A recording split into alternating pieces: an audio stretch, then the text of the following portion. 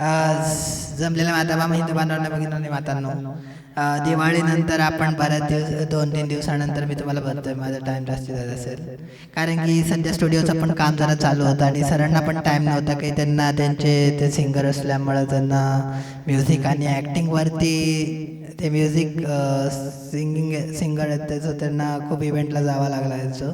तर मला त्यांचं काही कन्व्हर्सेशन फोनवरून होत होतं, पण ते म्हटलं की मला जमणार नाही. मग ते म्हटले दिवाळी झाल्यावर बघू. मग आज तुमच्यासमोर मी फेस करतोय तुम्हाला.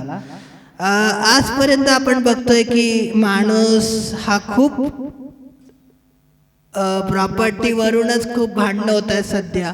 आपण जर तो एक प्रॉपर्टी वाद जर गाडला तर मला वाटतं की सगळ्यांनी तो गाडून एकत्र राहणं आणि आपल्यातलेच आपल्याला आजकाल दुरवत आहेत बाहेरचा दुरवण्यापेक्षा.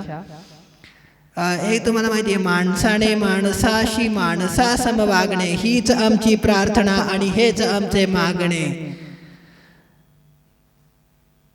धर्म जाती प्रांत भाषा वेश सारे संपू दे, एक निष्ठा एक आशा एक रंगी रंगू दे. आणि आज काय होतंय की हे जर राहायचं पण ह्याच्यामध्ये प्रॉपर्टी वाद सुद्धा जो इन्व्हॉल्व्ह झालाय आजकाल, त्याच्यामुळे पण आजकाल माणूस हा माणसांपासूनच आपल्या घरच्यांपासूनच दूर होतो.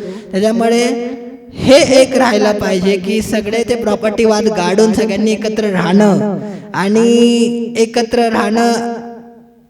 दाटला जरी अंधार दुःखाचा तरी सूर्य सत्याचा उगवेलच, हीच आहे आम्हाला खात्री. आपण सगळ्यांनी एकत्र राहा. एक धर्म जात प्रांत जात धर्म सोडून हे सगळे जे आहे जे आपण भांडतोय तिकडनं कुठेही न भांडता सगळ्यांनी एकत्र राहा, एकत्र या आणि असंच काहीतरी तुम्ही सगळ्यांनी आनंदी राहा. हेच माझ्याकडनं एक प्रार्थना आहे आणि तुमच्या सगळ्यांचे आशीर्वाद माझ्या पाठीशी राहो. बस आज एवढंच मी तुमच्याकडे मानतोय आणि तेवढेच फक्त तुमचे.